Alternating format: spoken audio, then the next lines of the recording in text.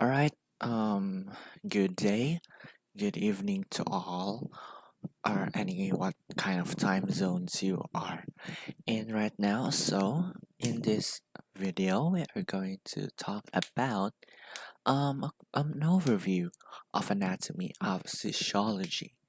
So, this is section 1.1, right? Section 1.1, and I would like to thank GHC, the Gregoria Highlands College, for this PowerPoint presentation and about the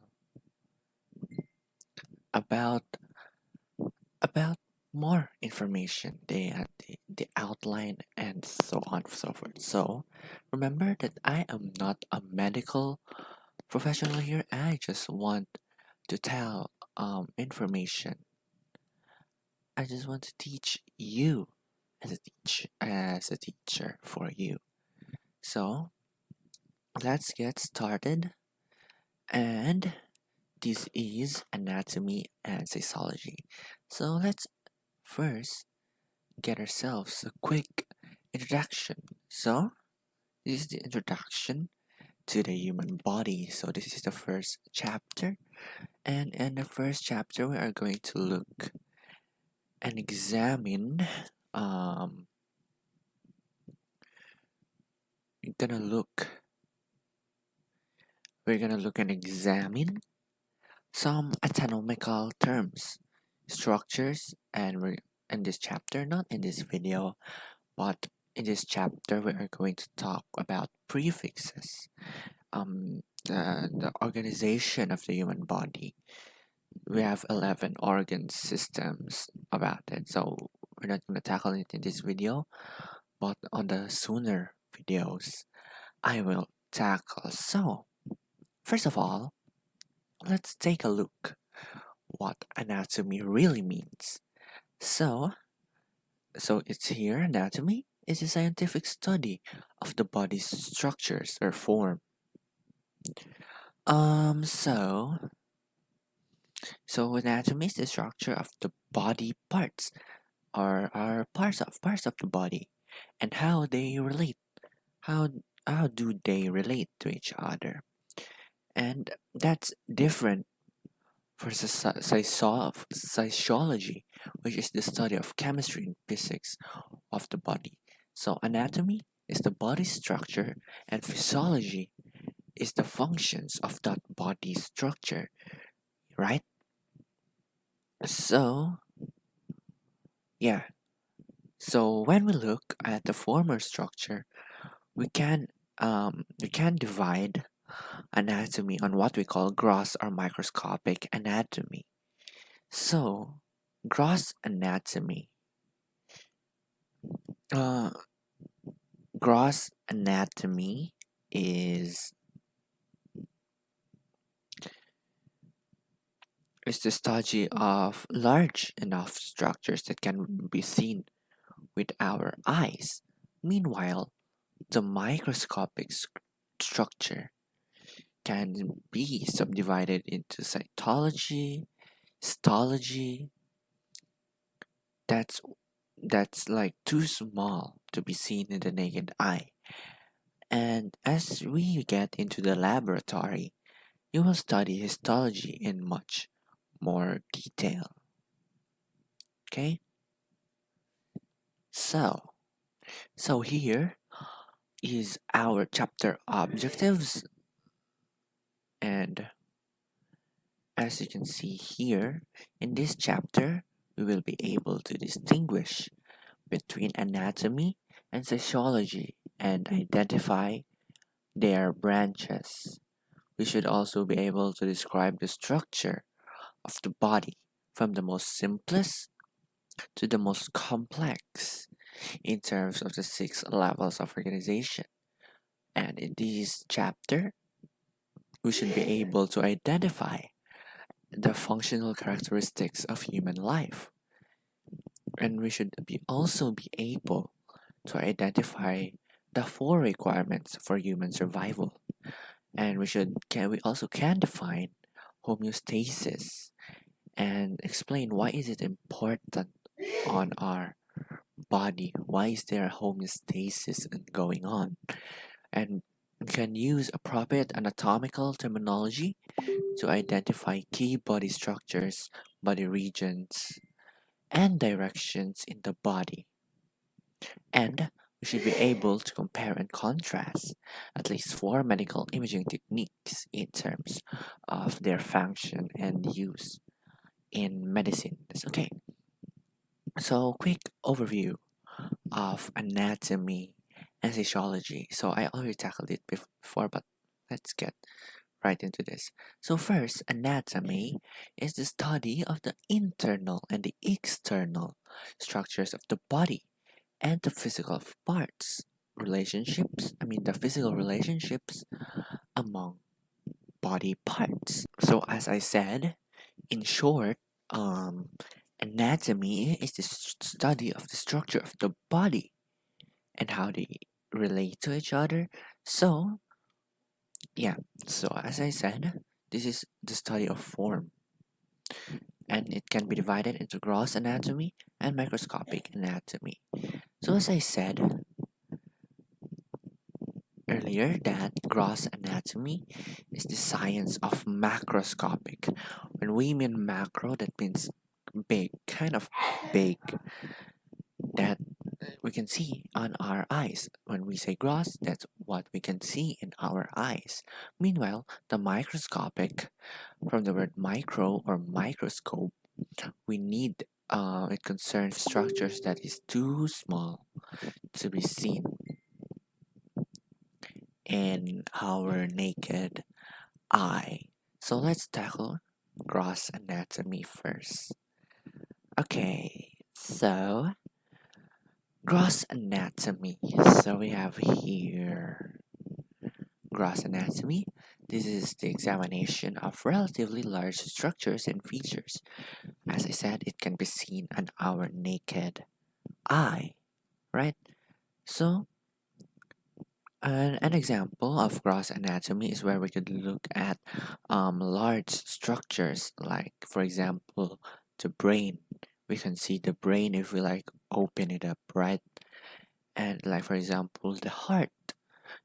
The heart is very big. I mean, not very big, but kind of big to be seen. And, like, for example, the stomach and etc. Right? So, yeah. So, gross anatomy can also be divided into surface, regional, and systemic anatomy. So, surface anatomy is the study of internal structures as they relate to the overlying skin surface. So, yeah, while regional anatomy considers the regions of the body, like for example the head and the extremities, and all in all systems in a particular region. Like so, and there's like we're gonna be studying the different regions of the body, like for example, the abdominal pelvic region that looks at the abdominal organs or the pelvic organs, or an example of the thoracic region, which encompasses the lungs. So that's a heads up. That's a heads up for you about it. We're gonna tackle it sooner or later in these videos. Okay.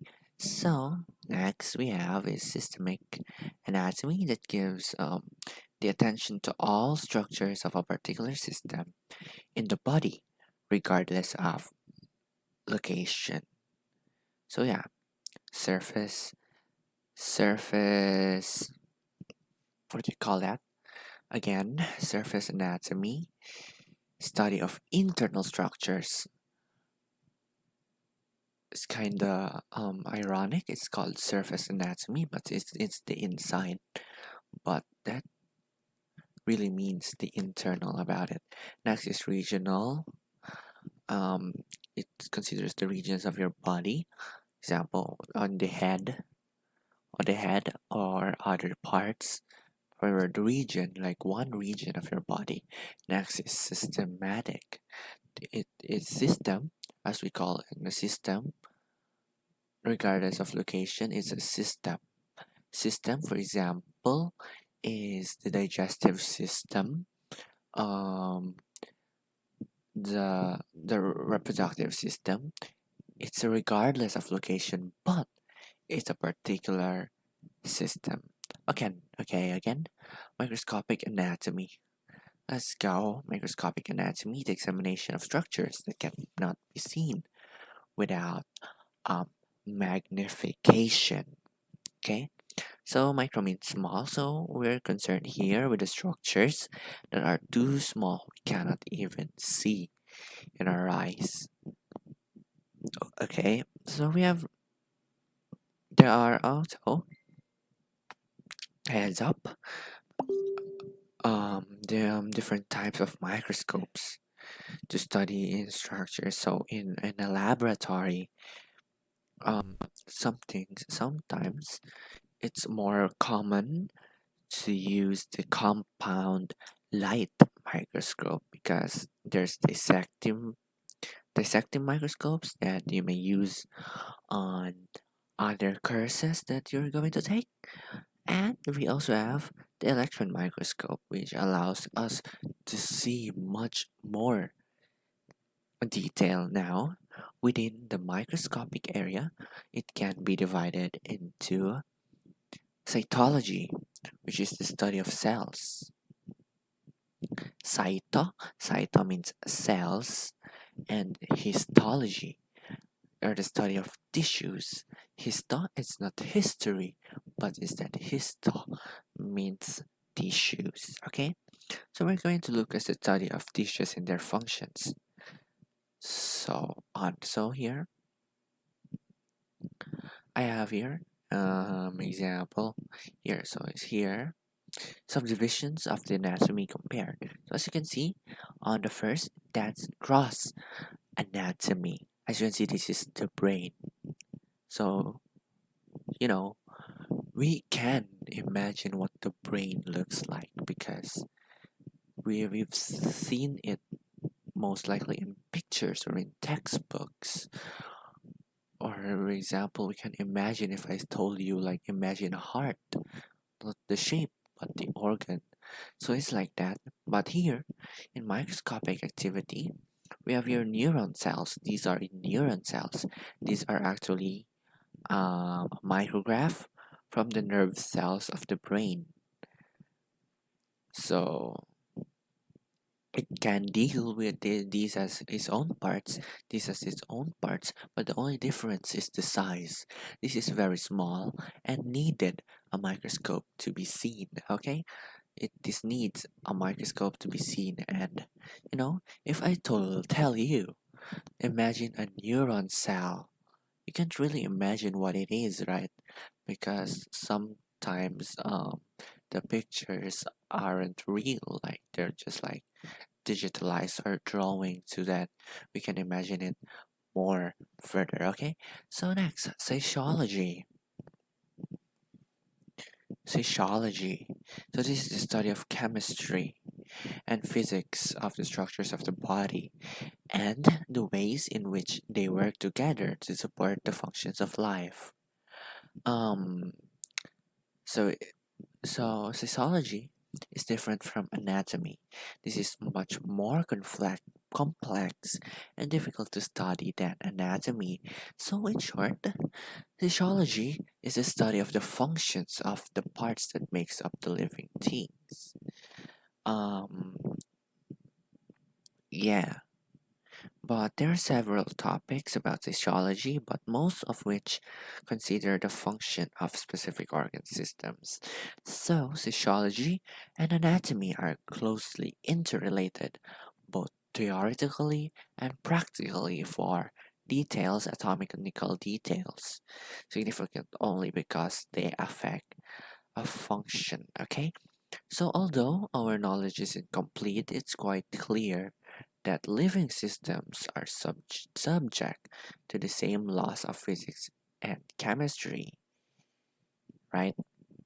Okay, so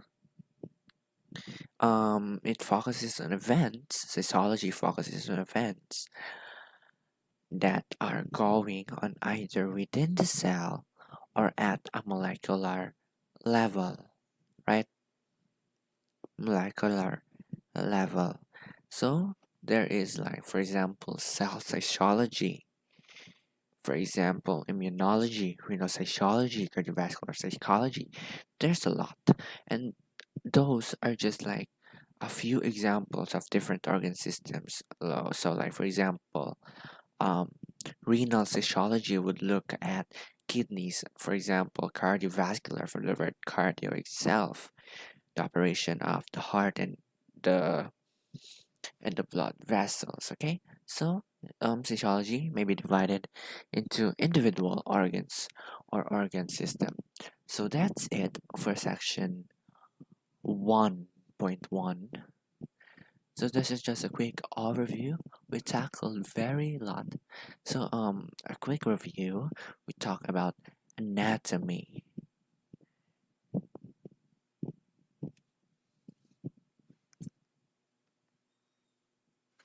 Talk about anatomy. And divided into two parts. Gross anatomy can be seen with the naked eye. Microscopic anatomy cannot be seen with the naked eye. Talk about the types of gross anatomy, surface, regional, and systemic. Talk about microscopic, cytology, and histology. And we also talk about, lastly, physiology, which talks about the functions of how anatomy works. So that's it, actually. Let's not really make ourselves really hard here, okay? So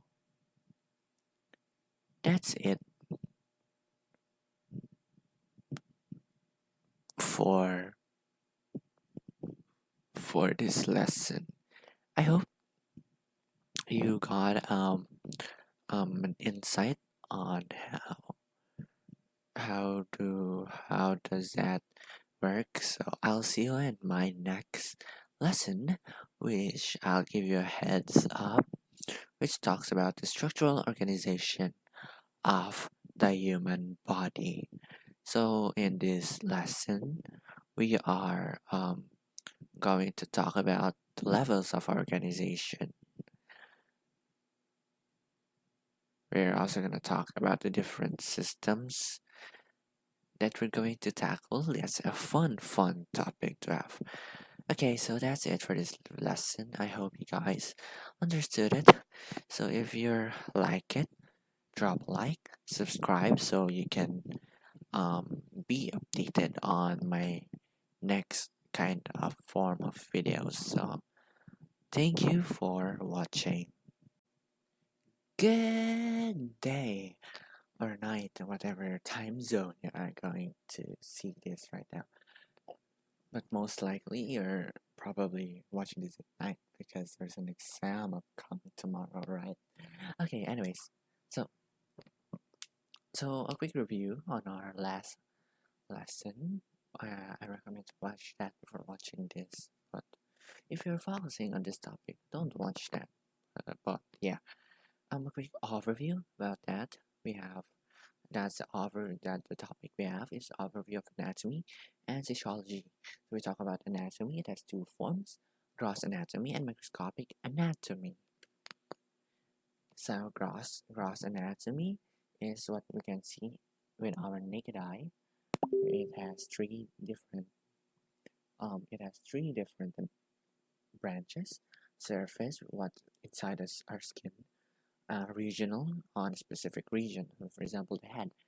Systemic, it's focused on our system, like for example, digestive system, integumentary system. Okay, so on so forth. Next is microscopic anatomy. So microscopic anatomy cannot be seen within our naked eye. It needs some kind of equipment, um, a microscope or so on and so forth. So we talk about that. Cytology, study of cell. Histology, study of tissues, because here's a comparison. This is the brain. This is the brain. This is the neuron cells. Next is histology. We talk about that. So that's the study of functions of man anatomy. So let's go on our main topic here. Structural organization of the human body. Okay. If you're watching this, I'll give you a heads up. So our schedule here would be Monday and Friday. Okay. I'm gonna post videos on Monday and Friday. I don't know what time yet, but I guess just look. Yeah, so anyways, let's talk about the structural organization of the human body. So, do you know the cell theory? So, basic principles of cell theory is that cells are building blocks, and that includes plants and animals. And it's also stated that cells are produced by the division of pre-existing cells through mitotic division. Like for example, cells are the smallest structural units that perform all vital functions, and we will examine the cell in much more detail. Okay, next. Here, so we have here the levels of organization. So this is like kind of a pyramid here, starting from the very smallest to the very greatest, I guess. So first, the the first cellular level, the smallest unit of life, and it varies widely in size and shape according to the cell's functions.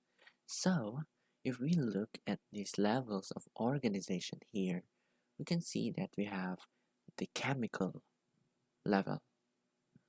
So here we have here hydrogen atoms and oxygen atoms that makes up a water molecule here. Makes a water molecule. So the chemical level is the least and most complex level composed of atoms, which are, if you to chemistry, is the smallest stable units of matter arranged to form molecules and compounds that possess functional properties. Yeah, so that's it. Atoms are the building blocks of matter. Now, when those atoms combine, those atoms will become a molecule. Like for example, two hydrogen atoms and one oxygen atoms form a water molecule most likely known as H2O. Alright? Alright. So, then these molecules combine to form the cellular level, and those molecules be will be made will be combined, will be formed, will be mixed into an organelle. So what's an organelle? So there are the basic units of cell. So if we zoom in here, as you can see, we have here, oh okay, there's something wrong. You can see here, we can see the organelle there. So what do we call this? Organelles are the basic unit of living cells. So at the cellular level, we can examine the interactions of molecules and compounds to form the organelles. The organelles are like the parts of the cell. We have the ribosome, the nucleus, the Golgi apparatus, so on and so forth. So cells, again, they are the building block of plants and animals. We have cells in that. Plants also have cells, but in a different form. Okay, then next is we have is the tissue level. That's where cell form to mix into a tissue. Okay, so take note that tissues are groups of similar cells, and the tissue level is a group of cells that have a common function. So like these are cells that work together to perform one or more specific function. One example is the muscle tissue. Well, that's the example here, smooth muscle tissue. The nerve tissue, from the word itself, nerve, is on the brain, connective tissue. That's what makes us move, connects, and the epithelial tissue. Next, when those tissues form together, they form an organ. An organs contain two and more types of tissues. So the organ level is made up of discrete structures that are composed of at least two groups of tissues that work together to form a specific function of the body. So example here is I think this is what's called is the bladder, the urinary bladder. So as you can see, we have here the skeletal muscle and the smooth muscle. They form into this kind of stuff. This is the organ of bladder. Now, next, when we have multiple organs together, they form into an organ system level. Then this is um, um, a group of organs that work closely together and they have different purpose, and the type of tissues that comprise these organs and organ systems perform vital functions, essential functions of the body. So this is an example of an organ system. So this is the urinary tract system, the excretory system, or the urinary system, what we call even that. So here we have different kinds of organs. So as you can see here, we have the kidney, that's an organ, the ureter, that's an organ, the bladder, that's another organ, and next is the urethra. So those are different kinds of organs and they form a system. Okay, next is the organismal level. There's many organ systems. Many organ systems work together and they form an organism. So that's us now. That's us now, right? That's us. So this is the highest level. This all the total of all structures working together and to promote the stability on our body, or what we call homeostasis. And we will be examining our organ system, and we're gonna study throughout all of these courses in anatomy 1 and anatomy 2. So first we have the integumentary system. So uh so we're gonna talk about this in chapter 5. So organs, so or integumentary. So we have the basic parts. It's the head. I mean the hair, the skin.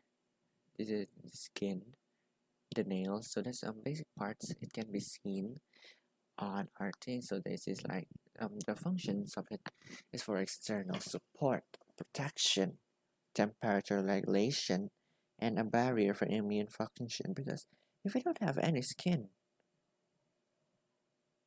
we're gonna look a bit weird.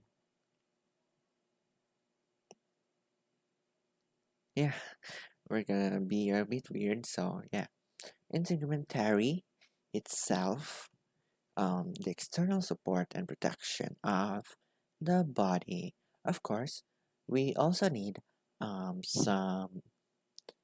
some even more protection And now, this is what we call the skeletal system. We're gonna talk about it in chapter 6 to 9. So, basic organs of the skeletal system are the bones. All of these are bones. The cartilage, joints, what makes the bone move. Okay, so basic functions of the skeletal system is the internal support.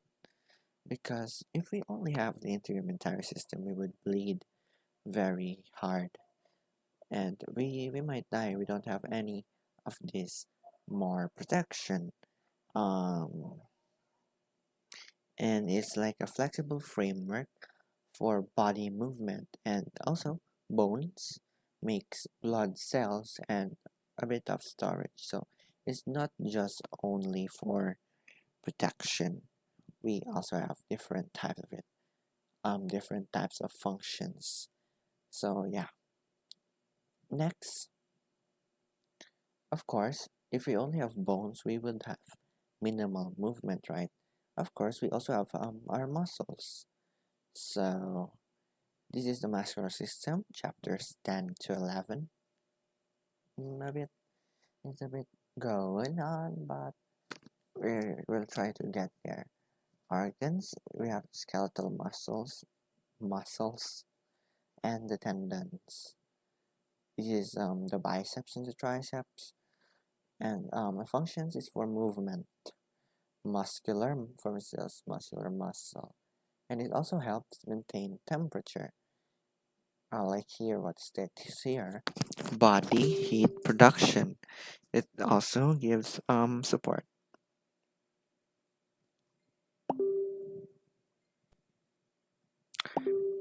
Support. Yeah.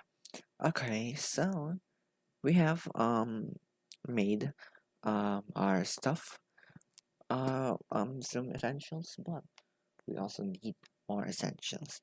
Of course, in chapters 12 to 16, we're going to talk about the nervous system. If yes, we can move, but we cannot move if we don't have a brain, right? Because that's what makes us think for us to move. So our basic organs of the brain, there we have the brain, the spinal cords, and peripheral nerves. Heads up, we have two different types of nervous system, the peripheral nervous system and the central nervous system. Okay? Just a heads up. Okay, so in the basic functions of the nervous system is they detect stimulus. Stimulus means like a jerk. It detects processes and sensory information. Our brain has stores a lot of information. It responds to stimuli, like for example, someone taps you, you can feel it, right? So that's the function of the nervous system. When you feel it, we have like these nerves. For example, I am going to tap you in these nerves. Then it will send a very quick transfer of signal into the brain, here. So if we have that, that's now what we have. So it also coordinates activities of the other organ systems. All right. Next is the endocrine system, chapters 17. So these are like, so some organs is secreting glands. Where is it? Here we go, glands. So we have the thyroid gland, pituitary gland, adrenal gland, pineal gland.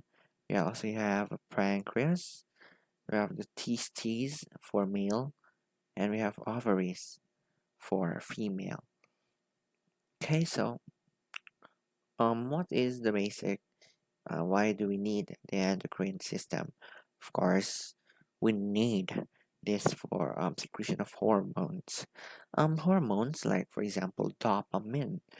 Dopamine makes you happy, so like that's why we call happy hormone.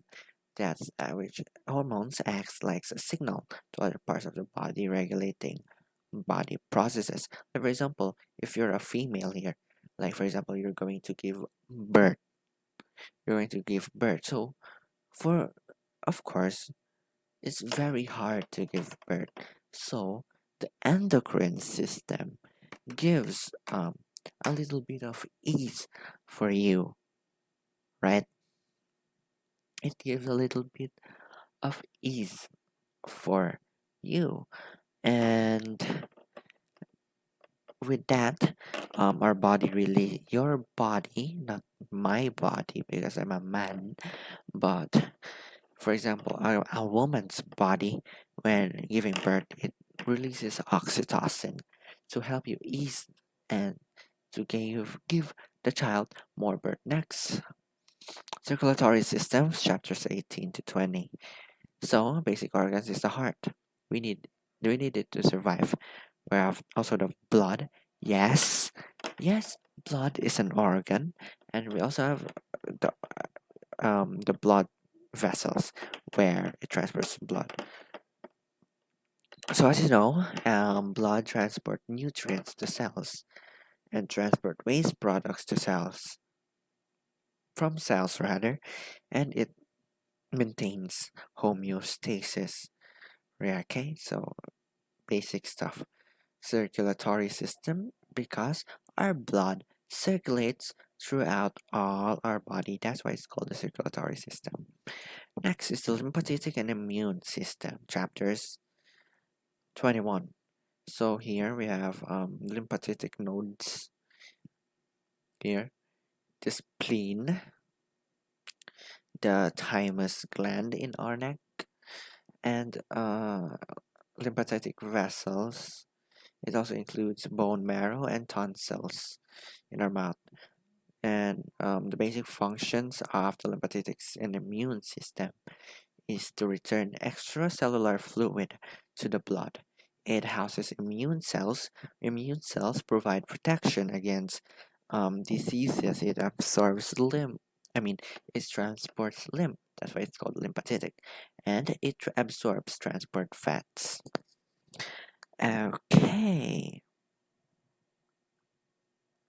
Next up is okay. It defends against pathogens. Pathogens are like um bad cells. Now that your immune system is going to fight for it.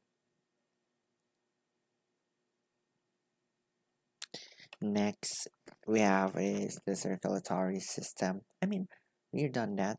Next is we have the respiratory system, chapters 22. So of course we need air in our body to survive.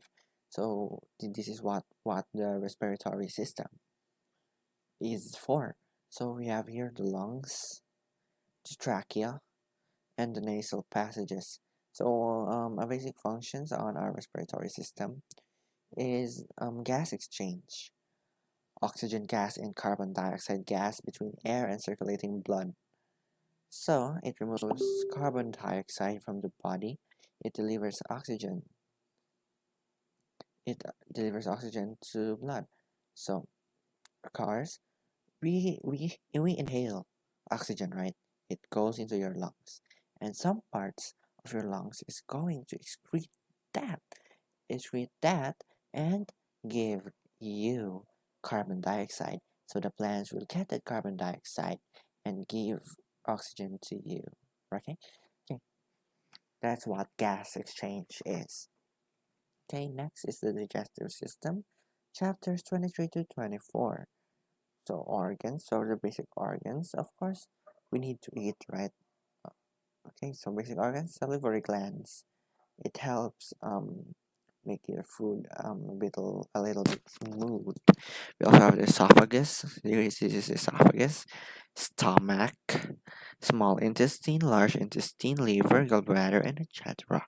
And its functions is for intake, for food, absorption of food, acquired nutrients, minerals, vitamins, and water, as well as the elimination of feces. So when you eat, it goes into this kind of system, and it goes out to make poop or feces rather.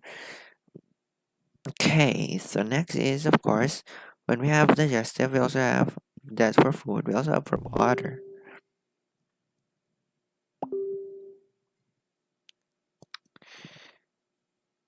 which is the urinary system.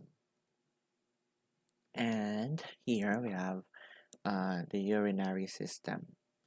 So this is chapters 25 to 26. So basic organs are the kidneys, urinary bladder, and the urethra.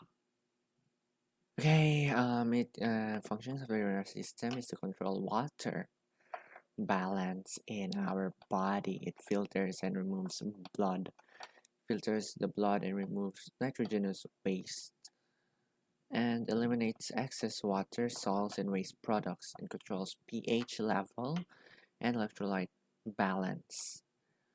It controls water balance in the body. And when we drink water, it goes out right here. It eliminates excess waters. That's what we call urine. Okay. So next is the reproductive system for male. Chapters 27, basic organs. So this is the reproductive system is kind of different for male and female. So these are like the private parts of our body. Chapters 27. So basic organs is testes, scrotum, prostate, glands, seminal vesicles, epididymis, and penis. And basic functions. The delivery of sperm cells, that's what makes a baby. The production of sex hormones. I forgot, but correct me if I'm wrong. I think it's testosterone. Okay. Next is the reproductive system for female. Last reproductive system we're going to tackle in this lesson. So basic organs of the reproductive system of female is the ovaries, uterus, mammary glands. Okay, so mammary glands is actually not. So we're saying the reproductive system of a female is on this side, right?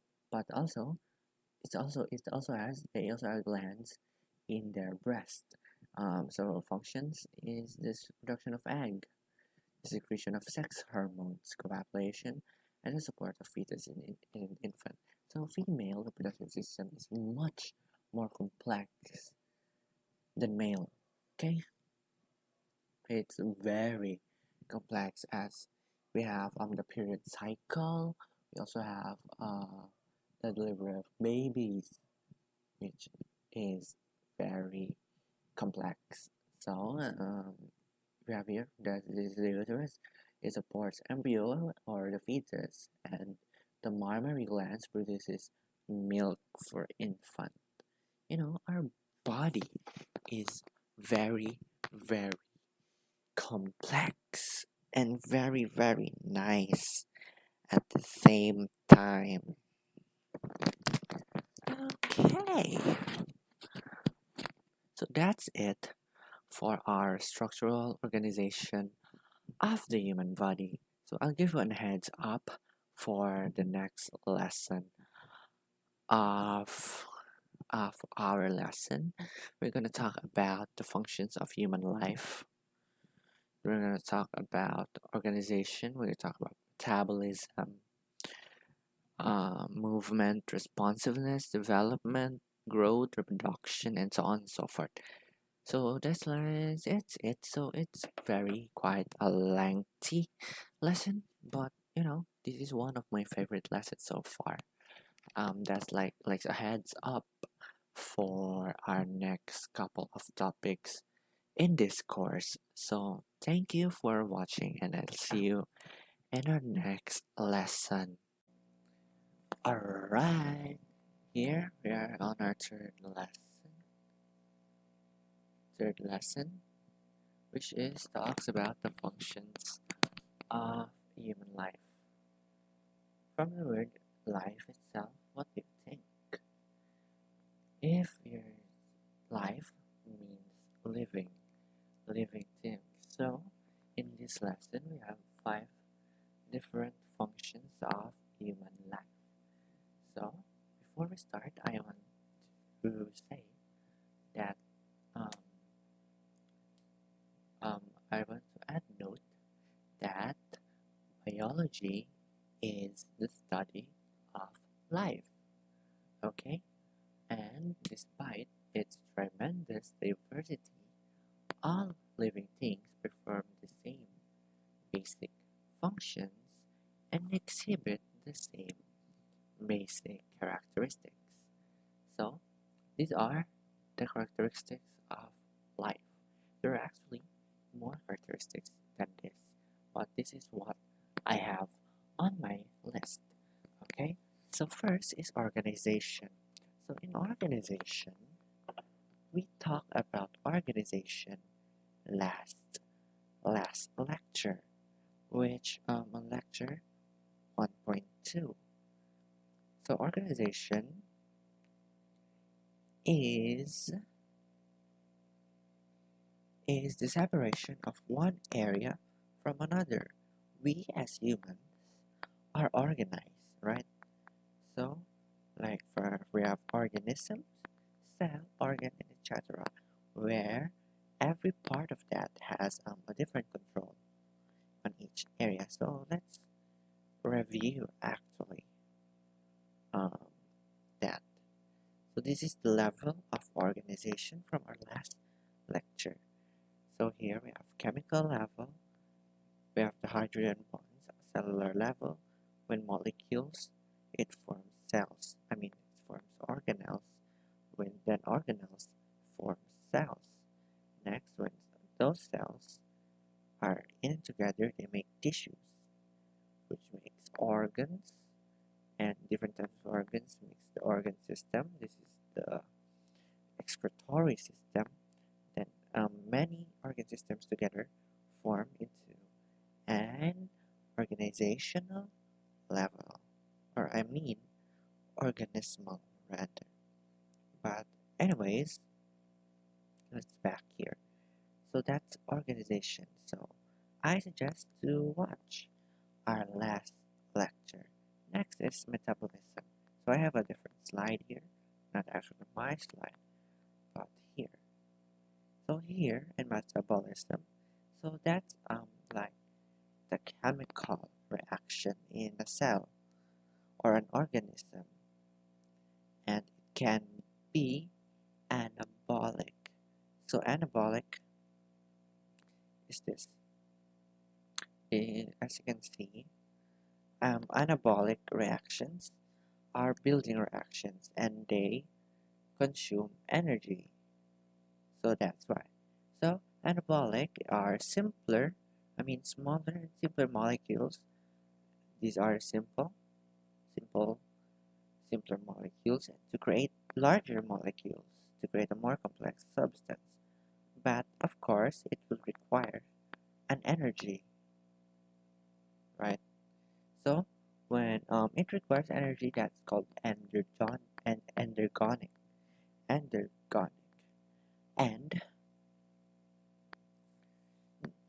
catabol. And the second one is we have the catabolism.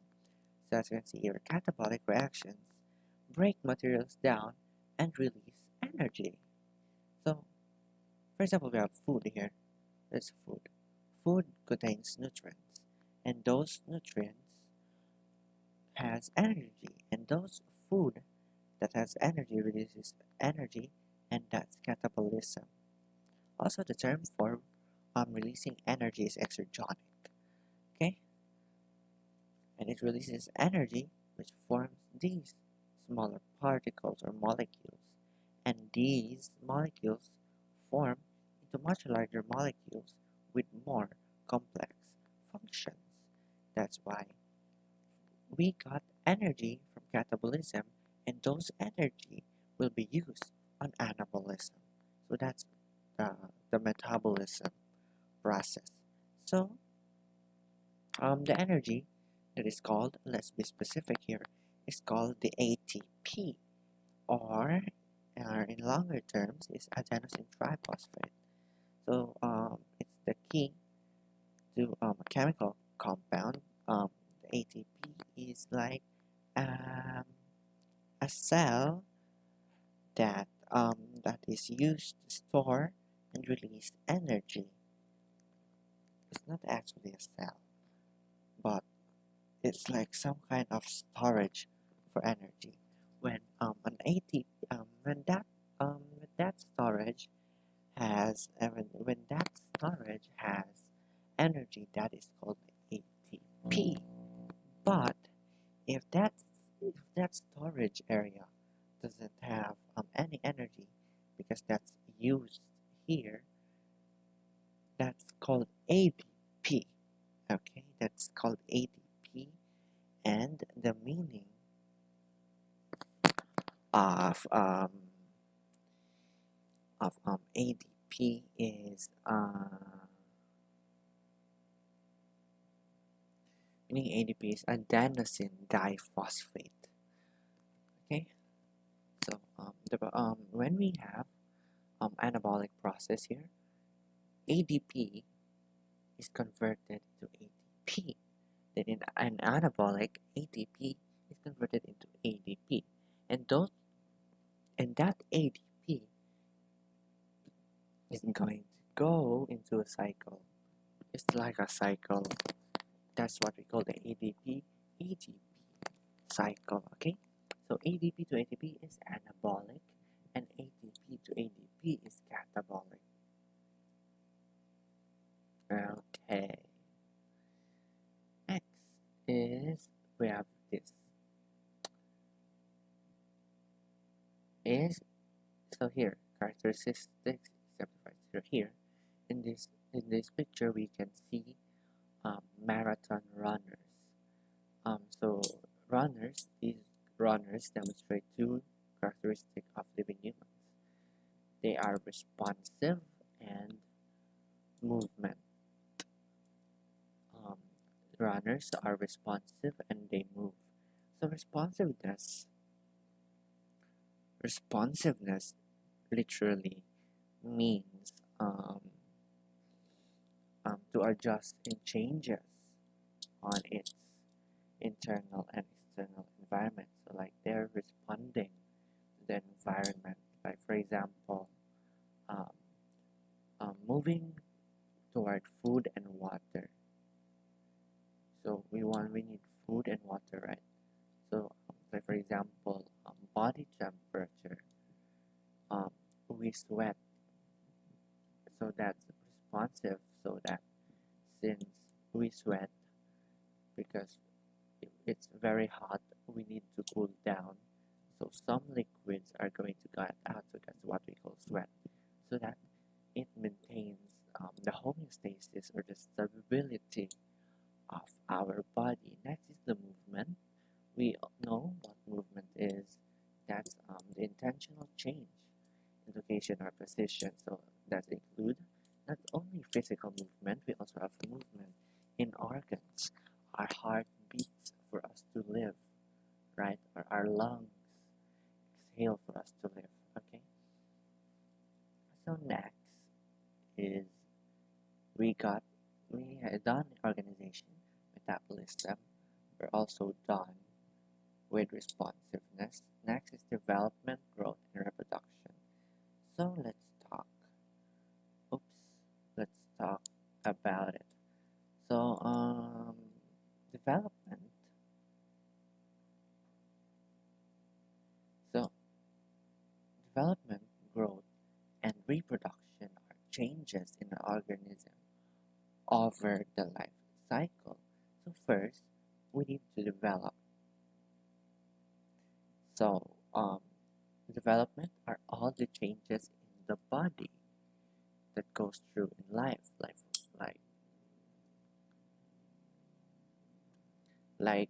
growth and repair, differentiation. Yeah. For example, our bodies are not fully developed when we were born, but after we're born, like it develops. Like one example for that is um, uh, on when since we are babies, we could not talk, but now we are adults, we can now talk. So that's an improvement. And also, like for example, when we talk biologically, like let's say we have different kinds of cells. Some cells doesn't know what to do when we were first born, but as we go and sure it develops, those cell develops, and now they can now perform their specific functions. An example also is puberty. Puberty, we have, for example, hairy, hairy armpits, and those, that's also part of development. Okay, so development and growth are kind of synonyms, but growth means the increase in body size, not development doesn't care about size, but growth cares about size. As we grow, we are from very small, we're from an embryo, right? Then we go into full organisms just like that. So growth is the increase in body size to an increase in the number of existing cells. So yeah, growth as we grow old, we grow. And next, of course, as we grow, we would reproduce. Reproduction is the formation of the new organism from parent organism. So that's what we call sex.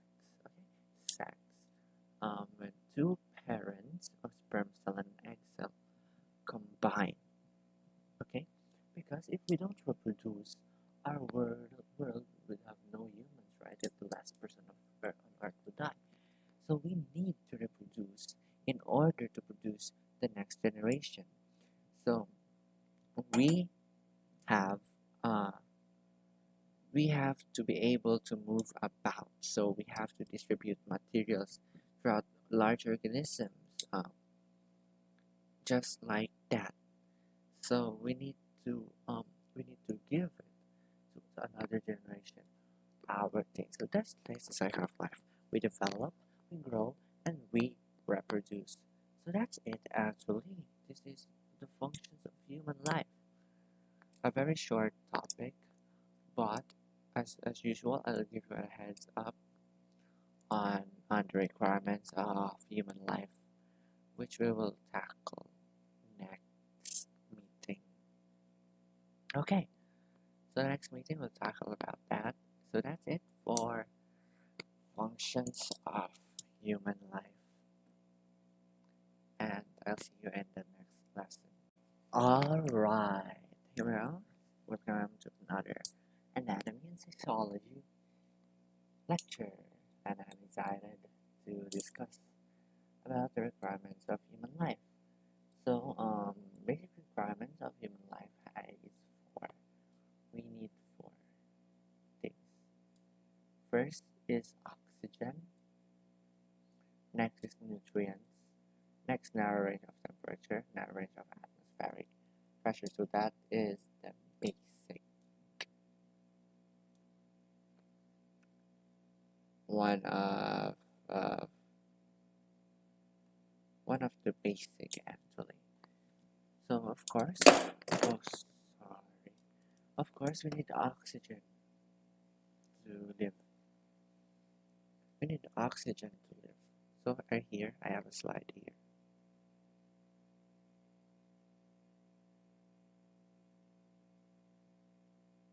Actually no. First of all, we need oxygen. Oxygen we need it to breathe, and if we won't breathe, we will immediately die, right?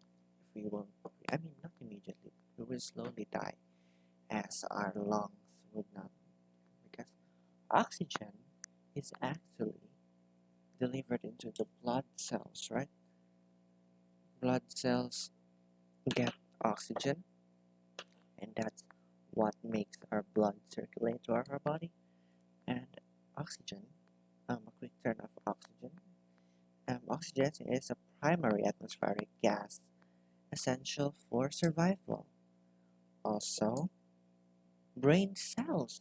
Yeah, brain cells require lots of energy. And of course, if we don't have any oxygen, we don't have any energy, right? We need energy, so we need to a lot of oxygen to perform our brain cells. Okay. So next, without oxygen, brain damage can occur. Our brain, our brain is the most essential part. If your brain dead, it's like it feels like you're dead, right? Because we don't know. Because without oxygen, brain damage can occur within 5 minutes, and death will follow within 10 minutes of oxygen deprivation. As you can see, 5 minutes without oxygen, we would die. If we won't breathe for 5 minutes, we can die. But some people with really great lungs, they would survive 5 minutes. But 5 minutes is just the average. Okay. So next, of course, we need nutrients. We don't need air. I mean, we need air, but we also need food.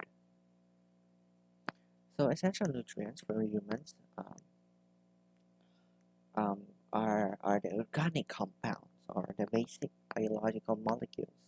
We need carbohydrates, lipids, proteins, nucleotides, vitamins. We also need inorganic compounds like water and minerals. So nutrients is nutrients in the human body needs a large supply of what we call macronutrients. So macronutrients, from the word macro, we need a large supply. But if we call um, uh, micronutrients, that like the body needs small amounts of. Um, okay, let's talk about carbohydrates, lipids, proteins, and nucleotides. Carbohydrates are for carbohydrates are for short-term energy. So short-term energy, if we like eat rice, rice has carbohydrates in it. We eat rice, we have the energy to study, right? We have the energy to do something. And now if we eat fats, that's what we call lipids. Fats are long-term energy. So as you can see, like fat people, not saying that they're fat, but fat people, they have more energy than than thin people. But if they would exercise, they get they they they use that energy, and are some of those fats will like disappear, right? That's how they lose pounds. Next is proteins. Proteins are for also lipids is also needed for cholesterol and our phospholipids. That is for our cell membrane. Okay, next is proteins. Protein is needed for protein synthesis. That's um, that's essential for our genetic material. But proteins can be get from food like meat, eggs, so on and so forth. Okay, next slide. Extreme heat. This is the narrow range of temperature. Extreme heat. Of course, extreme heat. When we have extreme heat, we would not survive easily. We would need a lot of cooling to do. But if like extreme coldness in the winter, we need heat. That's why some house have those fireplaces. So and they will still have heat during the winter time, which is very cold. So we have two types of um, things to remember when we talk about temperature. First is hyperthermia. Hyperthermia is when the body is overheated for a long period of time. Overheated, and when hyperthermia occurs, it can lead to heat stroke and probably death. Hyperthermia from the word hyper is too much, too much, too much temperature, too much thermia. Thermia means temperature. Hyperthermia, too much temperature. Okay, and when our body have also homeostasis. Homeostasis. Our body have homeostasis. If we encounter extreme heat, our body would sweat. So our body will so sweating helps our body cool down using evaporation. Okay, so next is hypothermia. That's the opposite of hyperthermia. Hypothermia from the word hyper, below, beneath normal, less than normal. Thermia means temperature less than normal temperature. So that means cold temperatures. Okay, so if our body is too cold, um, if we have hypothermia, we would not be leaded to heat stroke, but instead we can lead to shock. Shock, we would sometimes, I think, shock or paralyze rather, but shock is a more accurate word, and it can cause also death. If we're sweating, um, as you see, homeostasis, stability of our body.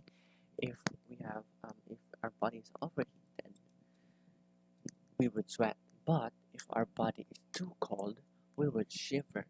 That would make our body generate heat in our body. Okay, next is harsh temperature. So, climbers on Mount Everest must accommodate extreme cold temperatures. So, sometimes we can see hikers in Mount Everest wear those very, very, very, very thick jackets, right? And it has, as you can see here, low barometric pressure and an environment hostile to human life. The higher we go, the more harsher the condition is. But the lower we go, the more harsher also the condition is. We should be thankful that we're on average here. So atmospheric pressure, as we can see here, narrow range of atmospheric pressure. So atmospheric pressure, so pressure is the force of a substance in which exerted the substance in contact with another substance. But atmospheric pressure, um, uh, that's like the body. As you can see, if like we go down the deep ocean, they say if we go down deep in the ocean, we will burst, right? That's because um, due to high pressure, but also atmospheric pressure can be also be dangerous, right? Because the higher we go, we have low oxygen levels. As I said earlier, we need oxygen to live. Okay, so that's it. We would not survive in harsh conditions like higher hostile environments. So that's the basic requirements of life. Section 4, 1.4. So of course, I will give you a heads up. Heads up. Next topic is homeostasis. That's what we talked earlier. Homeostasis. Section 1.5. So see that in our next lesson. So that's it for the requirements for human life. I hope you liked this. Subscribe and like if I understood. If you have any more questions, I will try to answer them in the comments below if my teaching is apparently bad. If it is apparently bad, we can do some work about it. If you have questions, just leave them in the comments, okay? So, that's it for this lesson. Requirement for human life. Thank you for watching. Good morning, good afternoon, good evening to all the people watching this. And in this lesson, we are going to talk about homeostasis, section 1.5 of our anatomy and physiology class. Okay, so first of all, if you are not don't know what homeostasis is, let's discuss it. So homeostasis is the maintenance of an internal steady state. It's keeping an internal condition on the set range. So homeostasis, steady state. It keeps our body steady, or it keeps an organism steady. So it constancy within narrow limits. It sometimes means balance or equilibrium at equal. It's a dynamic state in which internal conditions remain relatively. So, homeostasis is also vital for to an organism's survival. If homeostasis is not maintained, it can cause illnesses, diseases, or even death. So, an example of an homeostasis, a basic example of homeostasis, when, for example, like on a hot day, we sweat. So homeostasis is an automatic system of making our body steady, right? So when we're on a sunny day, we sweat. So that's a way to cool down our body. And if we are very cold, for example, you just came up on a swimming pool, um, what do we do to keep heated even though it's very cold? We shiver, right? And we don't intend to be shivering. So that's an example of keeping a steady state. Our body keeps our temperature normal, or some organisms, some animals keeps their body normal to keep us alive, to prevent illnesses, diseases, and so on and so forth. But homeostatic control is not precise. It maintains a normal range rather than an absolute value or a set point. Like for example, the blood pH levels between 7.35 and 7.45, but the set point is 7.40. So that's like the the average of that, right? Yeah. And we have three components of homeostatic system, or homeostatic regulation. So this homeostatic regulation involves feedback mechanisms. We have negative feedback and positive feedback. So this is an example of a negative feedback. As you can see here, we have the stimulus. So it has three components. First of all is sensor, or the receptor.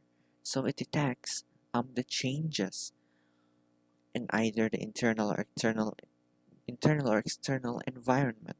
For example, if the stimulus is if someone taps you on the back, then your sensor or your receptor will know that someone tapped you.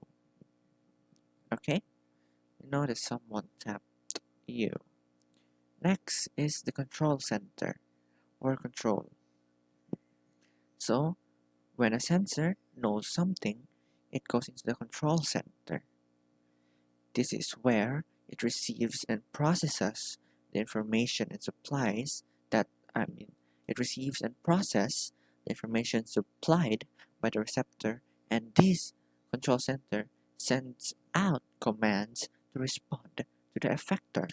So the effector responds um, the receptor responds to commands by opposing stimulus. Okay? Okay, like to summarize this. The stimulus sends out, as when a stimulus is sent out, the receptor or the sensor detects that stimulus. Then the control center receives and processes that stimulus and sends out commands to the effector, which responds to the commands by the stimulus. So it goes in a loop. So this is the negative feedback loop. Another example, this is uh,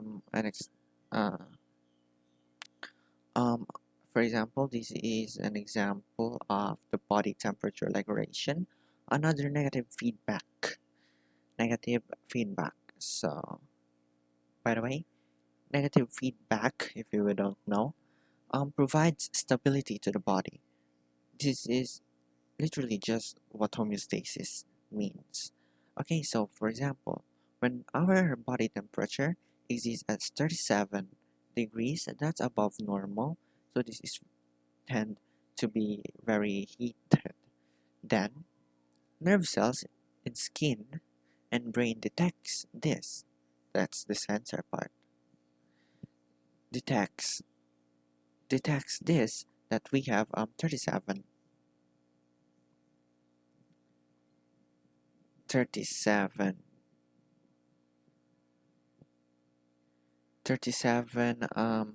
37 degrees. It detects it. Then control temperature regulatory center in brain. So it goes into the temperature regulatory center goes into the brain. So it goes to the control center, which receives, this is where it receives and processes information supplied by the nerve cells, its skin and brain. Okay?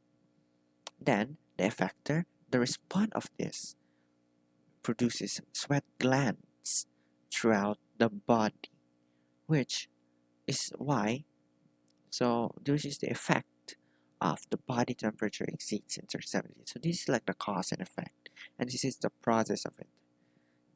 So this is the sensor, control, and effector. Okay, next we also have by the way, let's talk more about negative feedback mechanisms. As I said, it provides stability. It shuts off.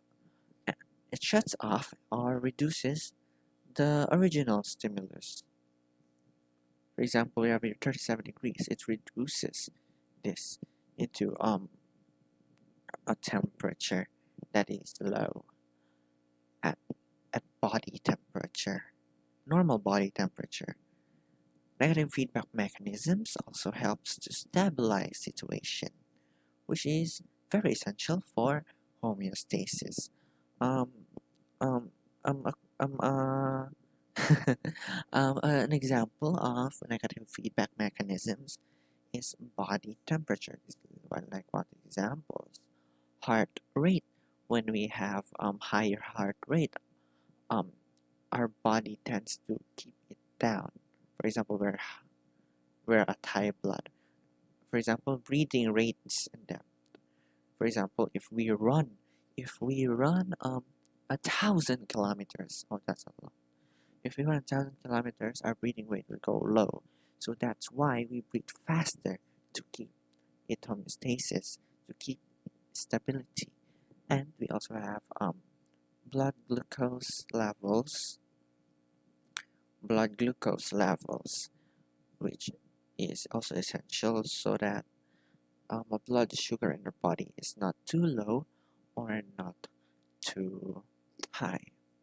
Next, we have is the positive feedback. Next, with this positive feedback mechanism. Positive feedback mechanisms is the opposite of negative feedback. It intensifies or enhances the original stimuli, or it amplifies or reinforces a change brought by the stimulus.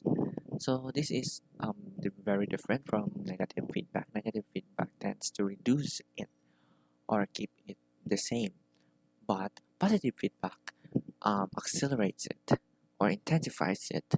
It makes it a much better, much broader. It gives other terms. Here, for example, we have here nerve impulses from the cervix transmitted to brain. Then our brain stimulates pituitary gland to secrete oxytocin. So secreting oxytocin is an example of positive feedback. Then those oxytocin is carried in the bloodstream to uterus. Then oxytocin stimulates uterine contractions, pushes the baby towards cervix. By the way, oxytocin is a hormone that helps the baby much easier for the mommy or for the mother to get out, because making the baby go out without oxytocin is such a hard thing to do. Then the head of a baby pushes against the cervix, and those goes on a cycle. So normal childbirth is driven by a positive feedback loop, which results in a change of the body status rather than a return to homeostasis. So in short, we have some benefits of the positive feedback mechanism. Okay? Okay. So that's it. Quick heads up for our Friday's lesson. We're going to talk about anatomical terminology, which we're going to talk about anatomical position, directional terms, regions of the human body, body planes, body cavities, and so on and so forth. That's such a good topic to have because it serves as a basis for your whole anatomical terminologies. Okay, so that's it for our lesson on homeostasis. Quick recap, we have three components of homeostatic systems, or the negative feedback. We have receptor, control center, and effector. Then two types of homeostatic systems, negative feedback, which reduces or stays, keeps it the same, and positive feedback, which amplifies or intensifies the stimulus. Okay, so that's it for this lesson. I hope you understood. If you have any questions, just leave it in the comments section below, and I will try to answer all of your questions. And that's it. Thank you and goodbye. Good evening, good morning, and good afternoon. Okay, so this lesson, we are going to talk about anatomical terminology. So this is a very big topic, as we will discuss many terms. So let's not waste our time, because this will take an hour long. So first we have the anatomical position. So first of all, in anatomical position, our body is upright, standing upright, or laying down face up.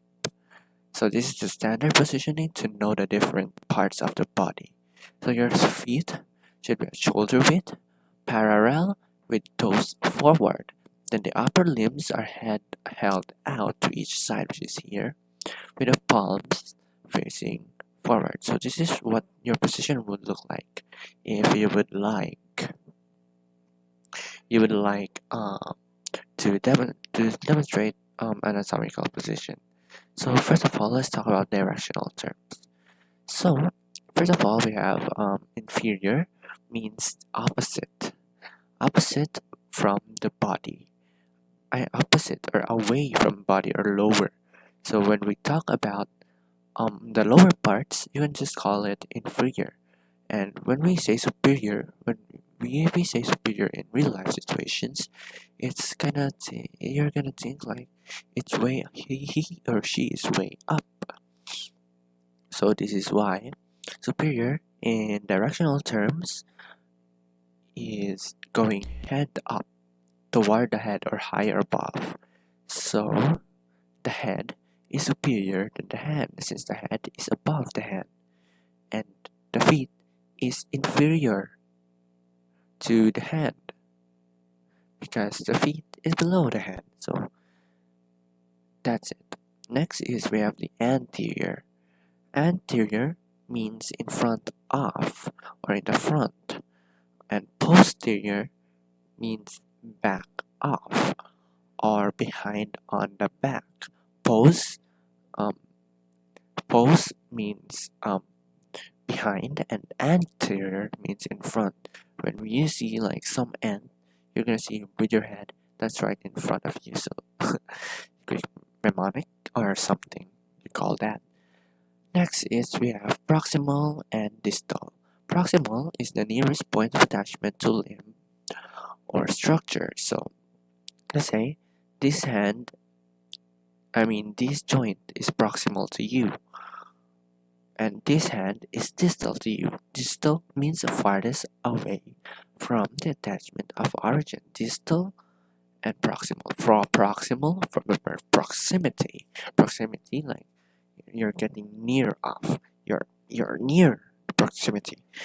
And distal word to accept dis or distance. So you're at a distance, so it's farthest away. Next, we have superficial. Superficial or external means nearest to the surface of the body. Super S. Super surface of the body. And deep, I think you know that deep is inside or internal. That means the opposite. It's the inside of the body. As you can see here, liver is deep and the skin is superficial to the liver since the skin is way more out way more at the surface than the liver. Next, we have lateral, which away from the midline. By the way, midline is where your body or the symmetrical line to your body, and medial from the word medial or middle means toward the midline of the body. Medial, lateral. Medial towards the body and lateral is away from the body. Intermediate is between two structures. Now, since we're done with that, we have original terms.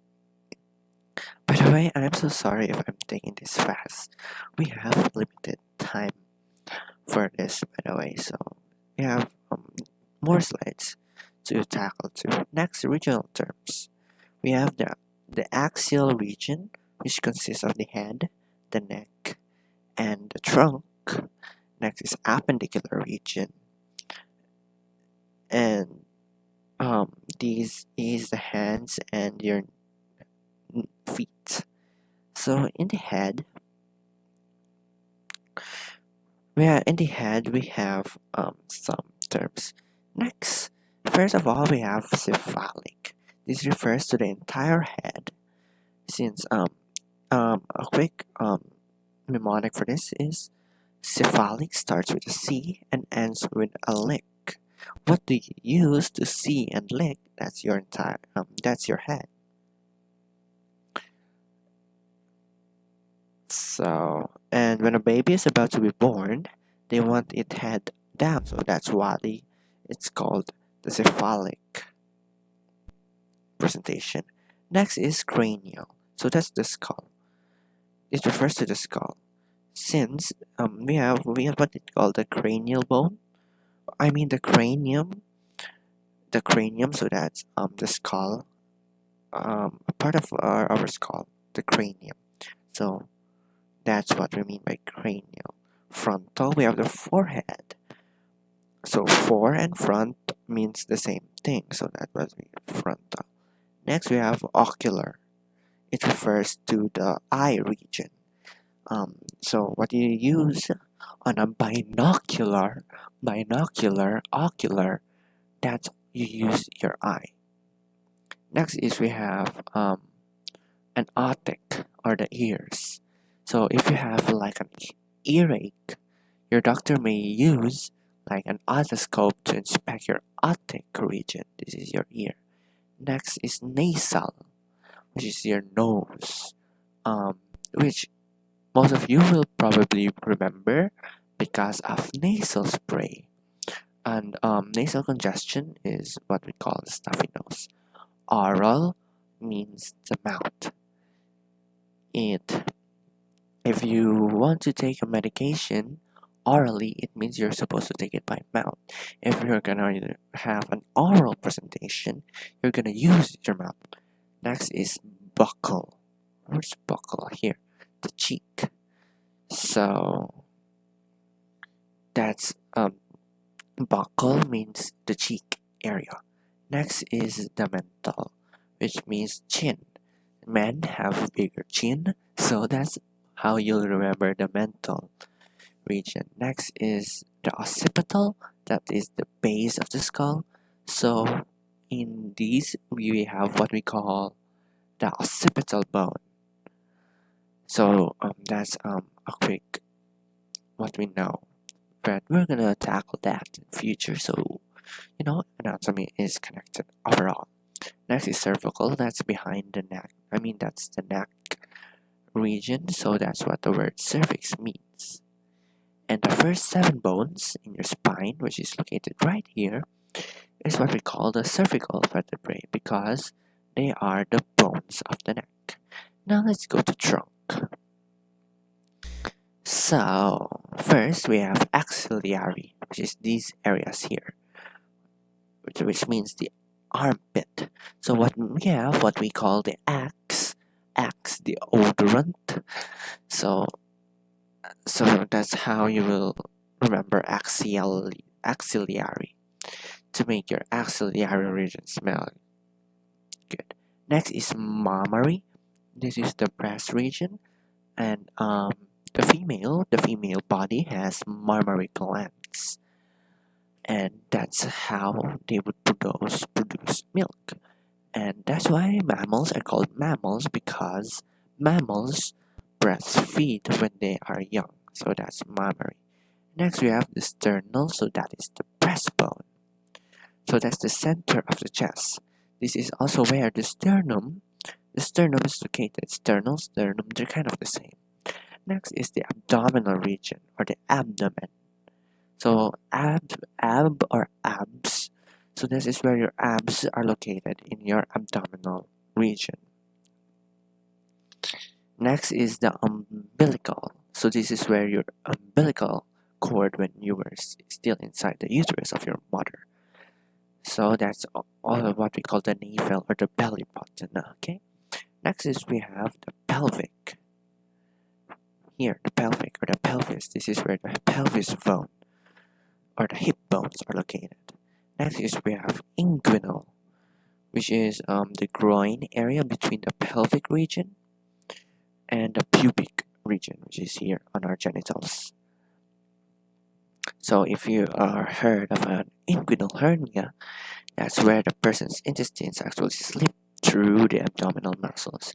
Next is the pubic region, or your genitalia or genital region, where your pubic hair may grow after hitting puberty. Next we have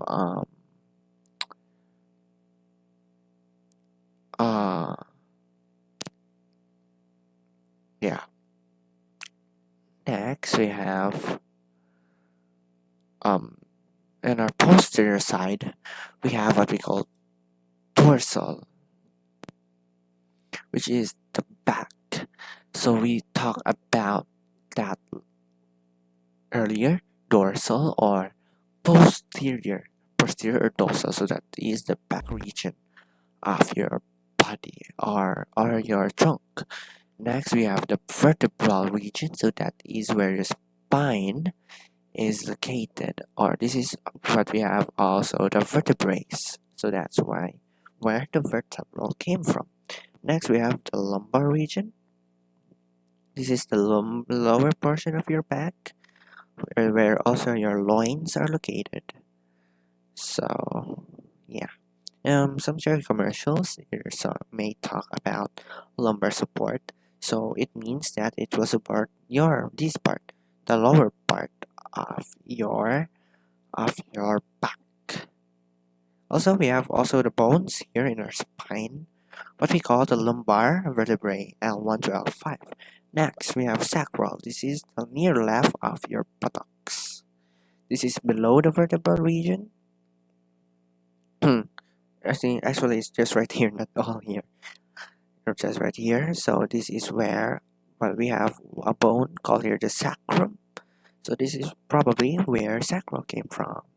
Next is gluteal. So this is the buttocks, your buttocks. So we have large muscles here, what we call the glutes. So we have like a glute body region. Next, let's go to let's go to the appendicular region. So this is your arms. So we have the abdominal or your this is the bony part of your shoulder or the joint. So this is we have the scapular bone here, what we call the acromion. So acrobats tend to stand up on their fellow acrobats on this part. So that's a quick way to know acromion. Next is the brachial. This is the arm, your arms. So this is why most muscle have brachii in their name. We have the biceps brachii, triceps brachii, or the brachialis. So antecubital refers, oopsie, refers to antebrachial refers to the forearm region, which is right here. So brachial means arm, then anti means front. So that means the front arm or the forearm. So it's important to note that many people refer to their upper limb as arms, but in anatomy, this is just a part of the arm. Next is the antebrachial. Actually, here, this is the antecubital. This is the antebrachial. Next is the antecubital. That's the anterior or the front region of your elbow. So ante means front, cubital means the elbow. So this is where nurses start making IVs in this location, but some nurses also call this AC or the antecubital. They say, I'm going to put an 18 gauge in this AC, just like that. Next is the occranial, refers to the back of the elbow. So the olecranon is the proximal part or the back part or of the ulna that makes your elbow, right? So this is this is the occranal, the back of your elbow. Next we have manual. This is the entire hand. So our hand, we have like manual work. So that's manual labor rather. That's why we are working with our hands. Next we have carpal, which is the wrist. So we have bones here. We have what we call carpals. So yeah, that's what it means. The carpal region is at the wrist, just between antebrachial and manual. Next we have is the metacarpal, which is below the carpals, beyond the carpals, which is what meta means. Meta means beyond. Next is the palmar. That's literally just the same. Next is the pollex. So pollex means the thumb, just the thumb, nothing else. The other four hands is what we call the digital. So, digital devices, we use our hand, our fingers to use it. And yeah, next let's go to our feet. First, we have the coxal. This is the side hip, the hip bones. We have also hip bones here that are called the coccyx. We also have cowboy, where cocks a gun in his hip. So that's where the coxal region is found. Next is the femoral. This is where the femur bone is located. So that means femoral or femur or just the thigh bone. The thigh part. Next is patellar. This is where the patella bone is located, the joint of our feet. And behind that we have popliteal. Popliteal. So yeah. Next we have the crucal, which is the front area or the inferior area. What is inferior? The front area of the anterior area of your leg. So when we play a game of cricket, they wear pads to protect their crucal region. Next we have the sural, which is the back of the crucal region. Next is the pedal, which is our entire foot. So we use our foot to pedal or on a bicycle, or we use it to pedal the gas pedal on the car. Next is the calcaneal rather. This is where also the calcaneus bone is located. So sometimes I'll get calluses on the back of my heel, but I think the word callus and heel together, it sounds like calcaneal. Next is we have the tarsal. Where's the tarsal? Here's the tarsal. Refers to the ankle region of your feet. Some people tend to switch tarsal and carpal. Okay, so carpal we use to drive a car, but tarsal is on our feet. Next is metatarsal, just beyond the tarsal. Meta means beyond. Tarsal is the ankle, beyond the ankle. Next is the hallux or the big toe. So this is like the thumb of your toe, but it's not actually the thumb. It's actually the hallux or the big toe. So when we're walking on hall, I guess that's how we will remember hallux. Next, digital, just like fingers, which also sometimes refers to the toes. So it's easy to remember. Next is the plantar. So that's below our feet or the solar region. So we also have what we call the plantar warts that forms before on the back portion of our feet. So I guess that's a way to remember it. Next, body planes and sections. So this is an example. So we have 4 types of body planes, and it has like the acronym SOFT, which means sagittal, oblique, frontal, and transverse. So it's here. Sagittal divides it into 2, and let's talk about it one by one. So first, we have the sagittal plane. So it runs vertically from top to bottom, from the start to finish. I mean from the top to the bottom part. That's the sagittal plane. If it's on the exact axis of symmetry of your body, it's what we call the mid-sagittal plane. Mid or the middle. But if it's not this, then one of it is bigger and one of it is smaller, like just right here, that is what we call the parasagittal plane, which is the sagittal planes that are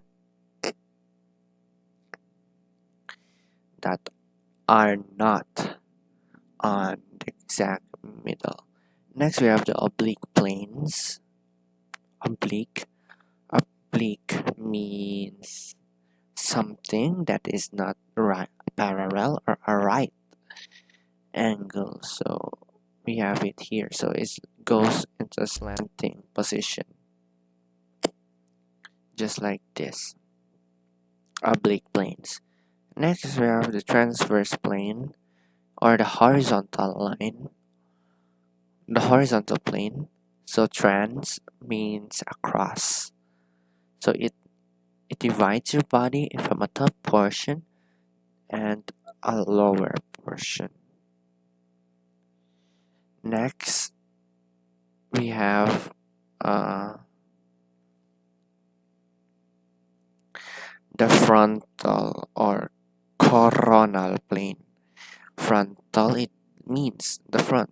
It literally means the front, but it divides the body into an anterior part and a posterior part.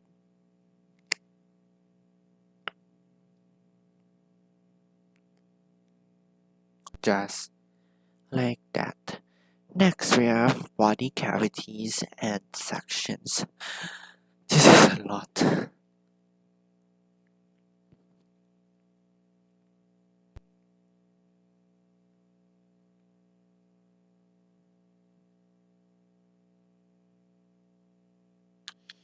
This is a lot.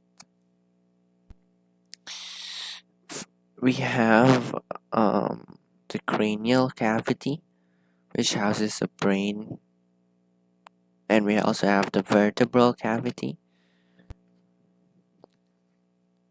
which houses the spinal cord.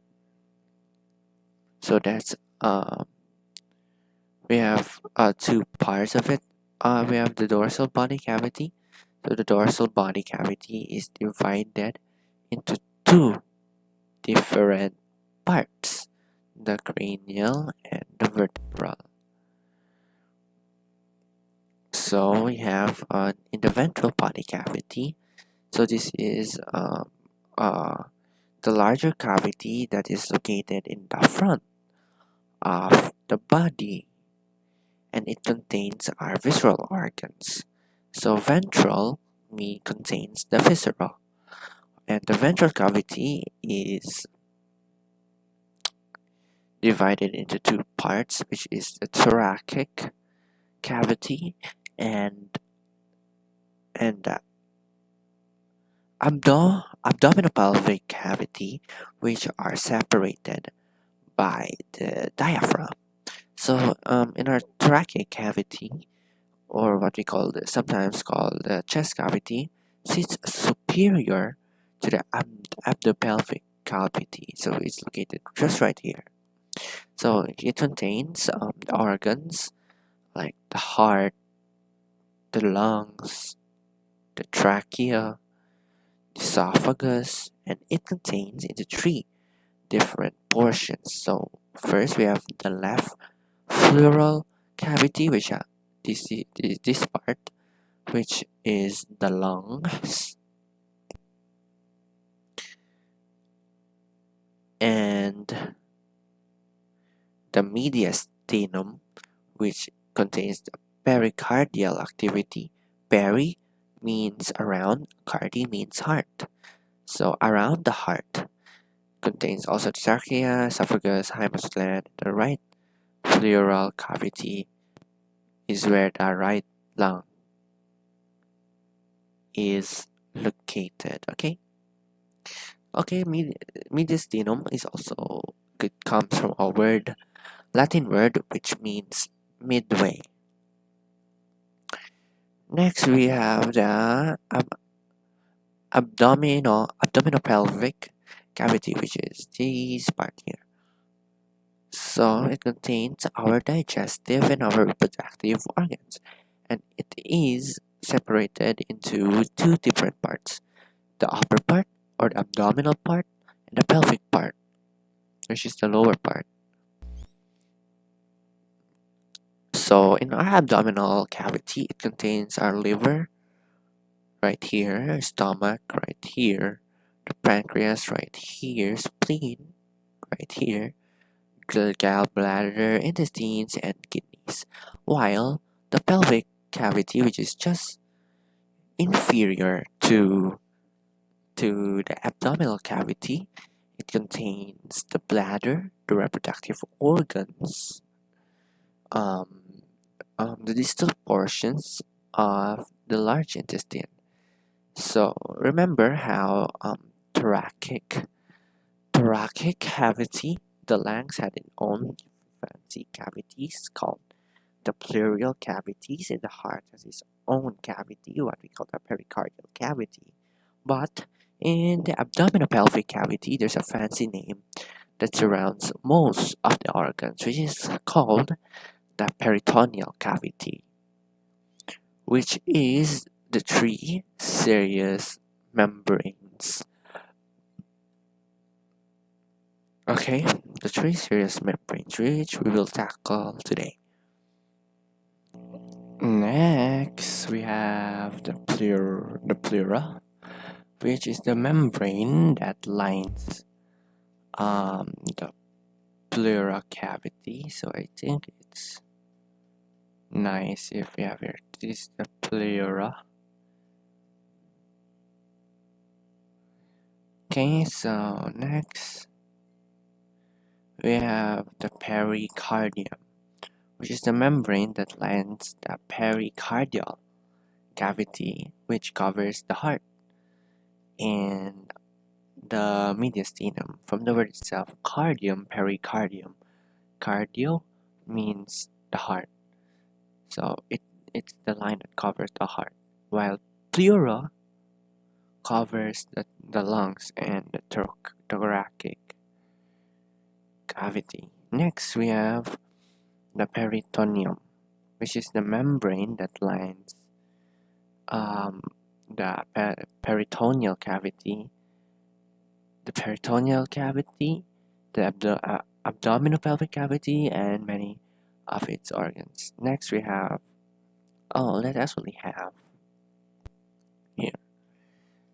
So when it comes to serous membranes, anatomists use directional terms to determine the location of the membranes linings. So the visceral layer of the membrane, which is here, this is the visceral pleura.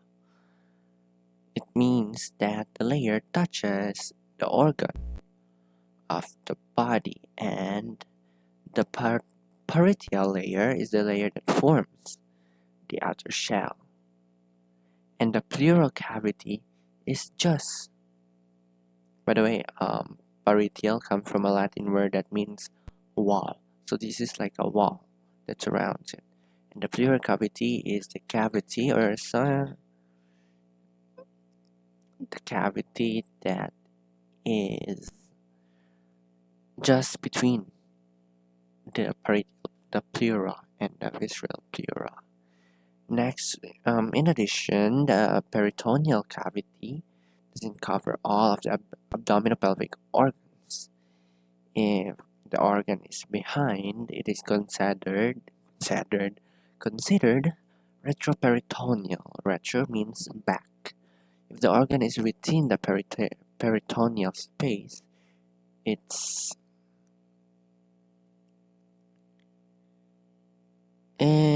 considered as intra, which means within. Okay, intraperitoneal. Okay, but if it's under the peritoneal space, it means subperitoneal, which means under. So quick recap: the major cavities and membranes. We have two major cavities, which is the dorsal and the ventral. In the dorsal cavity, it is divided into cranial cavity, which contains the brain, and the vertebral cavity, which contains the spinal cord, and the ventral body cavity can also be divided into two portions, which is thoracic or the chest cavity and the abdominopelvic cavity. The thoracic cavity contains the left and the right pleural cavity, which contains the lungs, and the mediastinum, which contains the pericardial cavity that surrounds the heart, as well as other organs. So in the abdominopelvic cavity, we have two additional cavities, which is the abdominal and pelvic cavities, which contains the digestive and reproductive organs. It also contains this peritoneal cavity. And finally last, we've been here for 32 minutes. Last part, we have the 9 abdominal regions. So, the 4 and 9 abdominal regions. So this is the 4 abdominal region. So the intersection here is actually your navel. So that's like kind of the landmark that you will use to visualize these quadrants. And just take note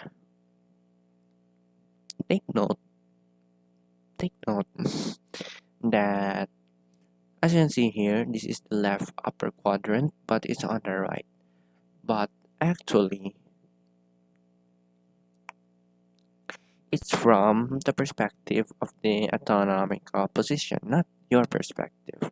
So if you're looking like it's your body, you're gonna see your left quadrant on your left side and the left lower quadrant on your right side.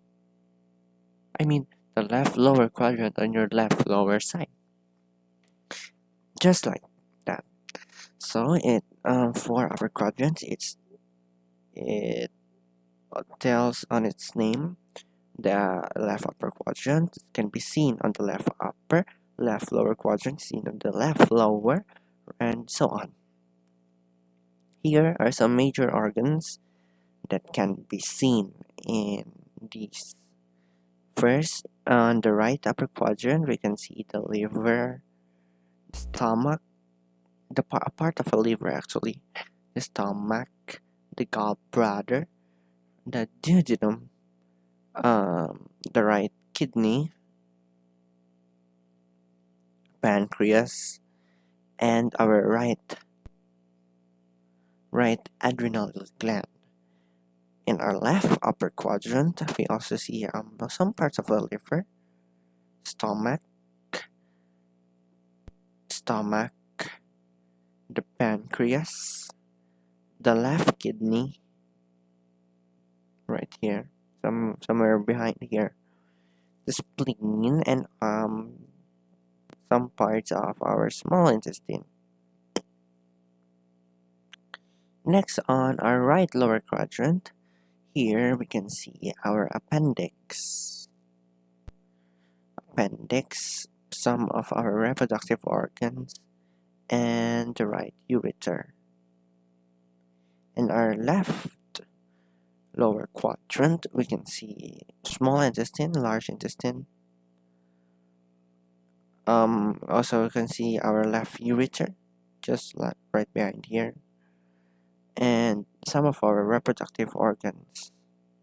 So if a question is going to tell you like, what part of the body contain all the portions of all the 4 quadrants, the answer for that will be the large intestine and the small intestine, as you can see here. And next, we also have nine